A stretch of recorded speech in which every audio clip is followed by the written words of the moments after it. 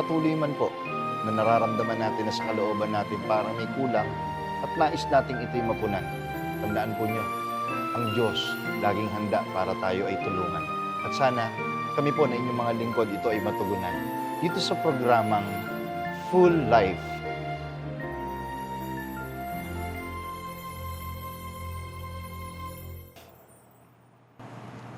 Magandang gabi, mga kafulan. Masaya kaming makasama kayo muli sa isang makabuluhang pag-aaral. Dito po sa programang naglalayong ipadama na ang buhay sa Panginoon ay hindi lamang basta buhay, kundi isang full life. May saysay, may kulay, may direksyon at puno ng pag-asa dahil sa Ebanghelyo ng Panginoon. Pero sa ayaw natin at sa gusto po natin, may mga bagay na naglilimita sa atin para makita ito at may pakita sa iba na gaya ng pader na tumatakip sa direksyon na nais ng Panginoon na marating natin lahat. Kaya sa episode na ito, pag-usapan natin hindi lang ang pader na pumipigil sa direksyon natin at para sa kapwa natin, kundi dapat nating makita sa likod nito. Sa topic na Beyond the Walls, Part 1. Mga kaibigan, may pagkakataon din po ba sa buhay mo na parang may pader na humahadlang sa'yo para gawin ang mabuti at maging sa kapakanan ng iba? Pader ng kahirapan, rejection, lalo na lahi at kultura, paniniwala, o kahit yung pakiramdam na sa tingin mo, hindi ka deserving sa role na ginagampanan mo sa buhay. Ngayong gabi, aalamin natin kung papaano ang pananampalataya ay kayang tumagos sa bawat pader at kung paanong mismo ang Panginoon at ang paniniwala natin sa Kanya ay gigiba sa mga pader na ito. Simulan po natin ang isang napakagandang kwento. Matthew chapter 15, verse 21 and 22. Puntahan natin ang naging sitwasyon. At umalis doon si Jesus at lumigpit sa mga sakop ng Tiro at Sidon. At narito, ang isang babaeng Kananeya na lumalabas sa mga hangganang yaon at nagsisigaw na nagsasabi, "Kahabagan mo ako, O Panginoon, ikaw na anak ni David. Ang aking anak na babae ay pinahihirapang lubha ng isang demonyo." Brother Amadeo. Napakahalagang punto po yung talata na ating pong ipinaglingkod sa ating pong mga taga-subaybay. Kasi po, binanggit po doon yung Tiro at saka yung Sidon. Dahil ang mga lugar na ito ay hindi po lugar ng mga Hudyo, mga minamahal namin mga taga-subaybay. Mga outsiders tumituring sa lipunan sa paningin ng iba. Kaya technically, ang babaeng humihingi ng tulong ay isang hintil. At alam naman po natin, sa kasaysayan po ng Biblia, ang hintil, hindi po nakikipag-usap sa mga Hudyo. Hanggang ngayon po ata yan, di ba? Opo, kahit po ang mga Hudyo po, hindi po nakikipag-usap sa mga hintil. Kaya sa bagay po ito, masabi po natin, gaya niya, beyond our capacity, ay hindi kayang solusyonan ang mga suliraning ganitong sitwasyon sa ating buhay, lalo na kung ang pag-uusapan po ay suliranin mo sa mahal mo sa buhay. Ibig ba sabihin, Brother Amadeo, yung babaeng taga-Cananea, kahit mabigat yung sitwasyon ng anak niya, hindi siya pwedeng pumunta doon sa lugar na yan? Opo, talagang yun po ay isang desisyon na mabigat. Parang yun na ang kanyang solusyon na pwedeng gawin kahit nasabing bawal makipag-usap sa mga Hudyo. Talagang wala po siyang ibang gustong gawin kundi mabigyan ng solusyon yung problema ng kanya. Kaya sa case ng anak ng babaeng taga-Cananea na mayroon pong demon possessed, sabihin inaalihan po siya ng masamang espiritu na tinatawag natin, yun nga sa Biblia po ay demonyo. Di man po exactly, kagaya po ng anak ng babae na ito, ang sitwasyon po natin, mga taga-subaybay, alam niyo po, unknowingly, ay mas mabigat pa sa sitwasyon ito. Ang tanong po bakit kamo? Kasi po, kung may demon or bad spirit possessed, ay meron pong bad spirit influence. Mas mabigat nga po yun. Opo. Kaya obviously, pag possess ang tao, madali mo maihingi ng tulong kasi kitang-kita po ang epekto. Pero pagka influence ng masama, kahit araw-araw mo kasama, pwedeng di mo agad ito mahahalata. Na itatago dahil influensyado nga. Kaya hahangarin mo talaga ng tulong ng iba. Pero ayon po sa talata, ganito na nga ang kalagayan ng anak ng babae na mayroon pong sakit. May iba pang mabigat na nararanasan. Tungkol po sa nabanggit ninyong may iba pang nararanasan, mababasa po natin sa continuation sa pagbasa ng mga verses. Sabi po rito, datapat siya'y hindi sumagot ng anumang salita sa kanya. Kung babalikan po natin yung mga unang verses, dahil nga po, desperado na po yung babaeng taga-Cananea, nababalitaan niya for sure yung mga pagpapagaling na ginagawa ng Panginoong Kristo Jesus, pero gaya ng ating topic, spiritually merong wall at maraming walls na nakaharang sa kanya. Yung kanyang lahi, hindi pwedeng basta-basta humingi ng tulong sa lugar ng mga Hudyo. Pero dahil sa pangangailangan at problema niya sa sitwasyon ng kanyang anak, ginawa niya yung kaya niyang magawa para lang makalapit sa Panginoon. Pero ito po yung nangyaring kasunod. Sabi niyo nga po, demon-possessed na nga yung anak, marami pa pong mga hadlang. Ang daming walls na hindi niya makita sa likod ng walls kung ano yung magiging tulong na makukuha niya. Ito pa po yung naging sagot sa kanya. Pakinggan niyo po at uulitin ko, mga kaibigan. Datapwat siya'y hindi sumagot ng anumang salita sa kanya. Ang tinutukoy po ay ang Panginoon mismo. Nung sinabi po ng babaeng taga-Cananea na tulungan mo ako, humingi siya ng saklolo. Hindi siya sumagot ng anumang salita, hindi siya nag-response. Ang Panginoon, mapapaisip po kayo, mga kaibigan, bakit hindi nag-response ang Panginoon? Tuloy natin. At nilapitan siya ng kanyang mga alagad at siya'y pinamamanhikan. Ang Panginoon, after na hindi siya mag-response doon sa babaeng desperada na sa kanyang problema, lumapit pa yung mga alagad sa Panginoon at pinakiusapan ng Panginoon. At alam niyo po kung ano pinakiusap? Ito po. Paalisin mo siya. Kaibigan. Paalisin mo siya sapagkat nagsisisigaw siya sa ating hulihan. Number 1, may demon possess yung anyang anak. Limitado siya sa magagawa para makalapit ng tulong dahil sa kanilang culture barrier. Number 2, hindi nag-response ang Panginoon. Number 3, ito po yung masakit. Ito yung matigas na wall. Yung na-experience niya at narinig nang sabihin po ng mga alagad, Panginoon, paalisin mo siya. Mga kaibigan, ano ba ibig sabihin nito? Anong sitwasyon to? Kung tayo nandito, baka hindi na natin alam kung ano gagawin natin. Nung una, walang response ang Panginoon sa babae. Bakit kaya? Maya-maya po, malalaman po natin yan. Alamin muna natin yung naging reaksyon ng mga alagad at gaya po ng ating nabasa, narinig natin ng unexpected na pwedeng masabi at nanggaling pa mismo sa mga alagad. Ang hirap nito, Brother Amadeo. Sunod-sunod na pader po ito. Di ba? Kaya for sure, nakaka-relate tayo sa pangyayaring ito sa ating panahon. Mga kaibigan, ikaw man o ako man, ang nangangailangan ng tulong, alam natin gaano kasakit ang hindi makita ang inaasahan mong tulong sa likod ng mga pangyayaring ito. Isipin mo, lahi mo dahil iba, sa marami, kung nasaan ka man, lalo na kung nasa ibang bansa ka, o kung ibang lahi man ang nasa ating bansa, hindi maiiwasan at laganap ngayon yung tinatawag na, ano po yun? Yung racism, di ba? Yung karanasan ng diskriminasyon sa lahi. Dahil sa paniniwalang nakahihigit ka sa iba o nakahihigit ang iba sa atin. Na ang nalilikha po, sa totoo lang hanggang ngayon, ay ang hindi pagkakapantay-pantay. Brother Amadeo. Kaya po,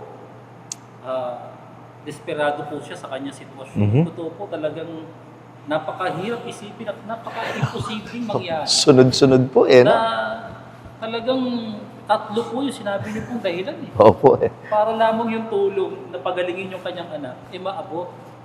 Sa imposibleng pangyayari na yon, talagang sinikap pa rin niya. Kaya nakalapit sa Panginoon lamang, gusto siyang paalisin. Nung mga alagad. Opo, para bang bubuo talaga ang pag-asa. Kung ako, Pero ganun pa man. desperado man siya sa kanyang naging sitwasyon, lalong-lalo na po sa kanyang hinihiling. Brother Amadeo, di ba? Napakabigat po nun. Di ba? Sabi nga natin, beyond the walls.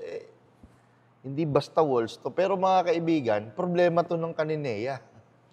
Hindi natin problema, pwede natin sabihin. Pero gaya nga po ng nabanggit sa simula, ano yung unang pader?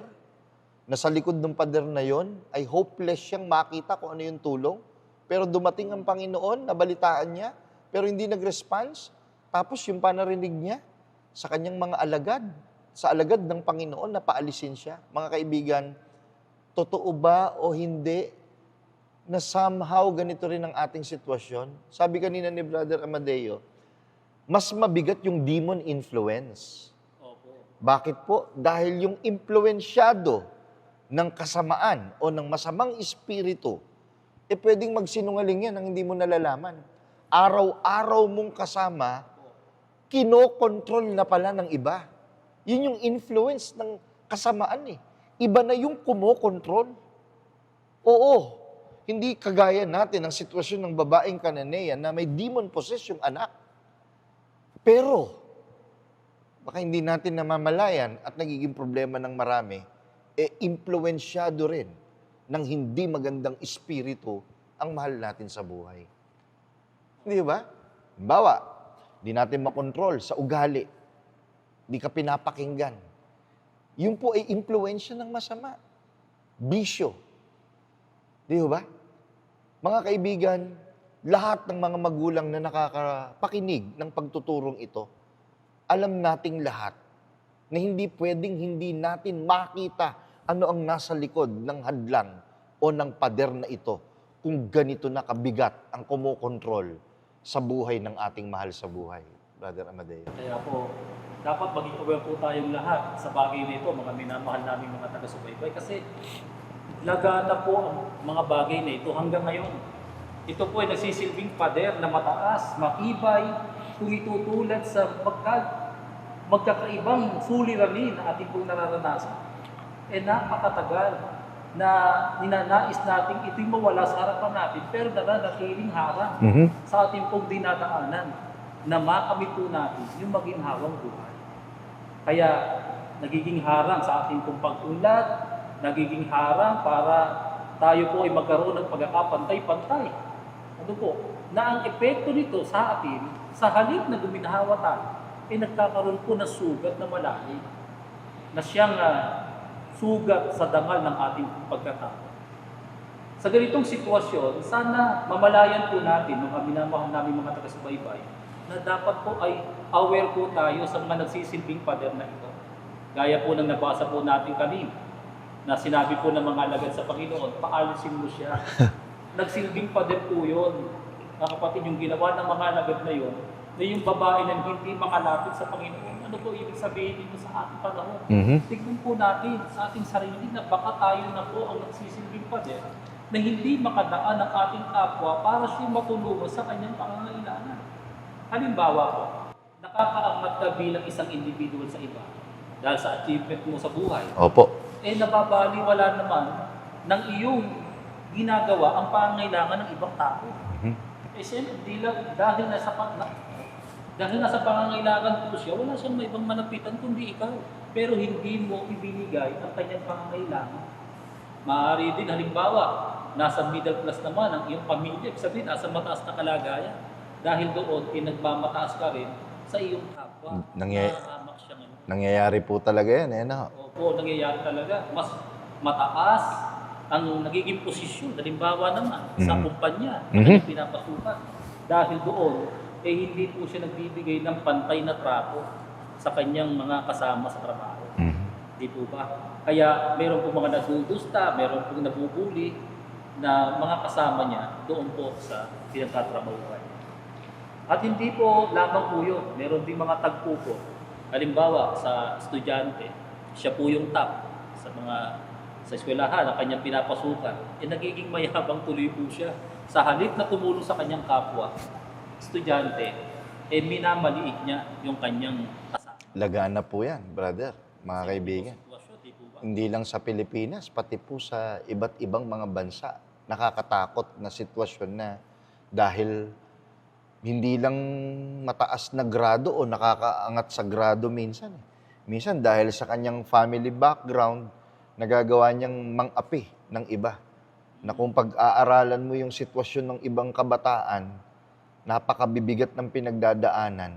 Nasa iyo sana yung opportunity bilang isang top-notcher sa school para makalagpas sa pader, di ba?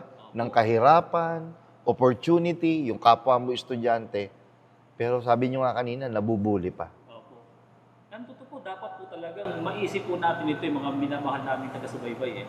Sa oras na ikaw ay nagkaroon ng mataas na posisyon, magandang trabaho, o kaya naging mabuti ang iyong kalagayan, meron ka sanang pagkakataon na tumulong sa iba.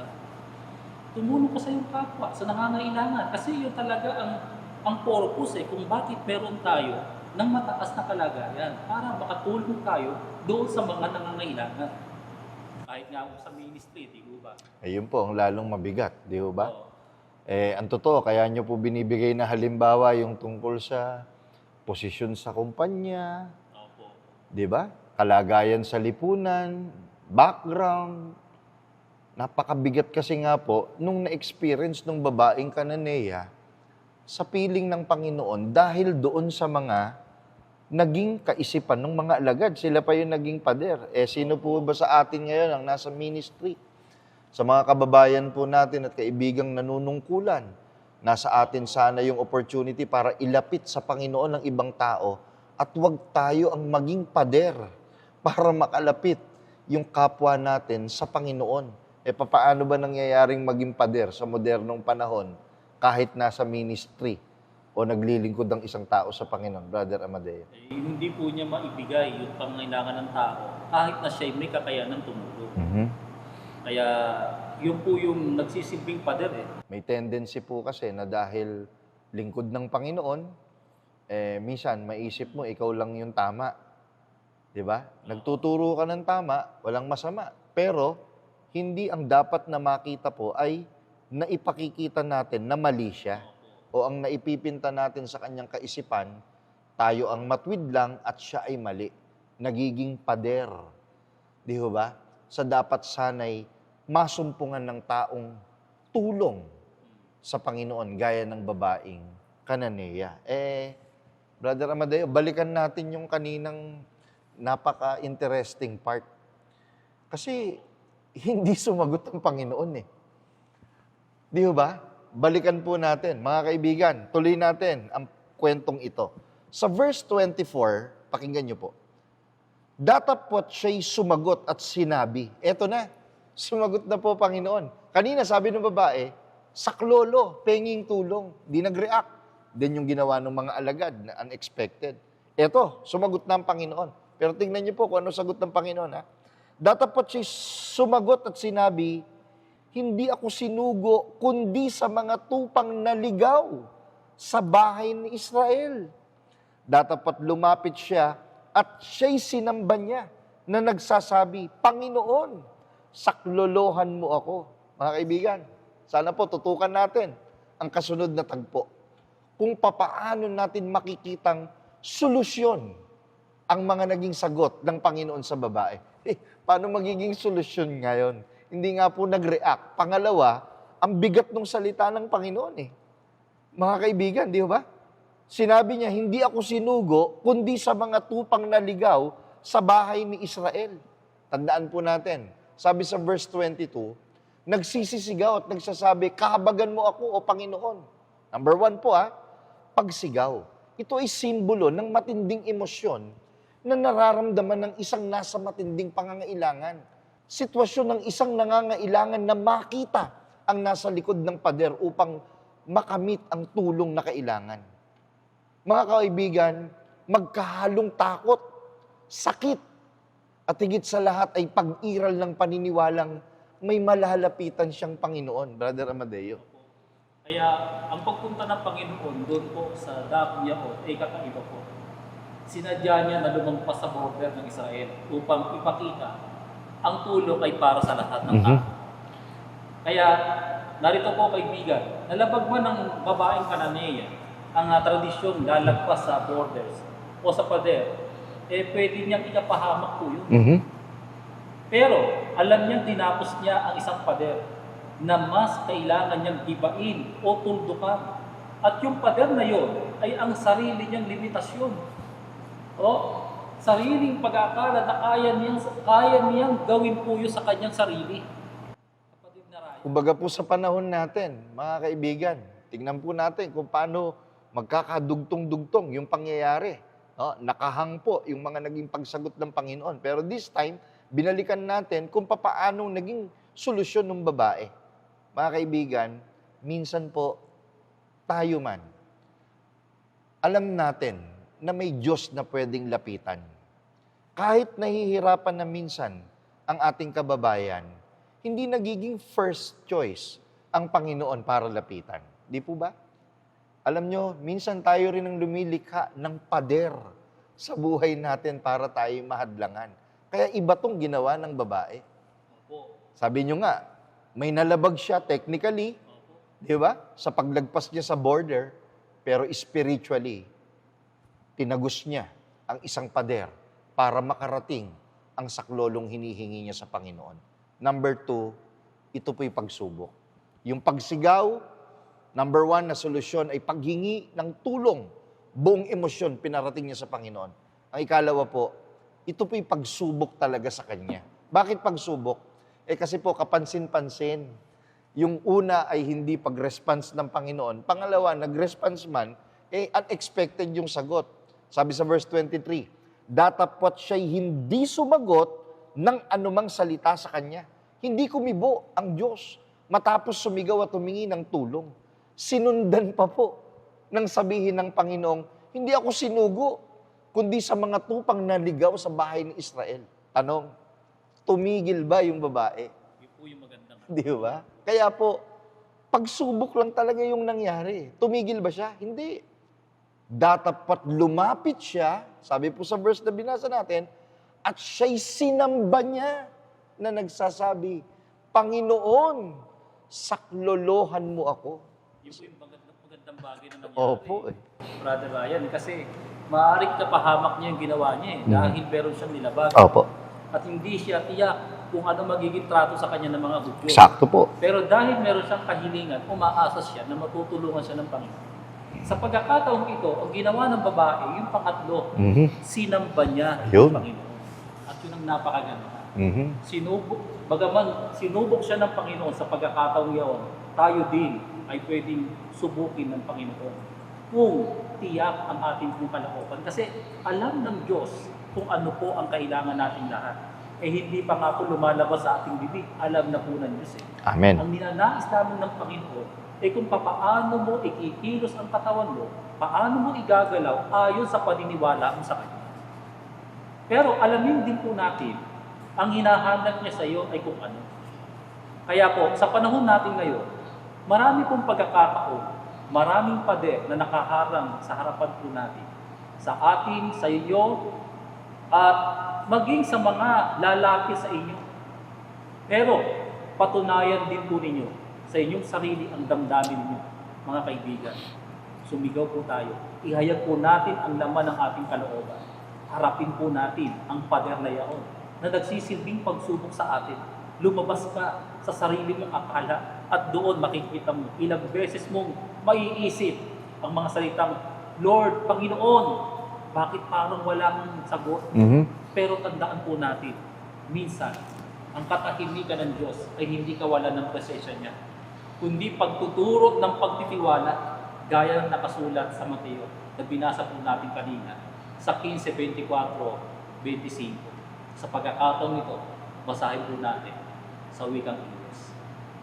He answered, I was sent only to the lost sheep of Israel. The woman came and knelt before him. Lord, help me, she said. Sinamba ng babaeng Kananea ang ating Panginoon. Kung ganoon, sambahin din natin ang Panginoon. Kahit anumang pagsubok ang daanan po natin sa ating buhay, huwag tayong mawawala ng pag-asa. Alam ng Diyos kung ano ang ating pong inihilig sa Kanya. Mga kaibigan, huwag sumuko. Ito ang faith that refuses to quit. Sa buhay natin, ilang beses na tayong natanggihan. Walang response. Sa trabaho, sa relationship, even in our prayers. Pero tandaan, ang pananampalatayang totoo ay hindi base sa mabilis o agarang resulta, kundi sa katapatan nating lumapit ng paulit-ulit sa Diyos. At ito ay isang matibay na patunay na katotohanan ng sinisigaw ng programang ito, na when God is all we have, surely we can achieve a full life. Magandang gabi po.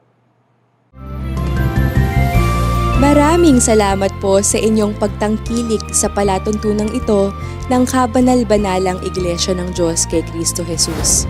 Kung nais po ninyong mapanood ang iba pa naming programa at upang lubos po ninyong makilala ang Kabanal-Banalang Iglesia ng Diyos kay Kristo Jesus, mag-subscribe sa ating YouTube channel na The Most Holy Church, bisitahin ang aming Facebook page na MHC Media. At bisitahin ang ating official website na www.mostholychurch.com. Maraming salamat po!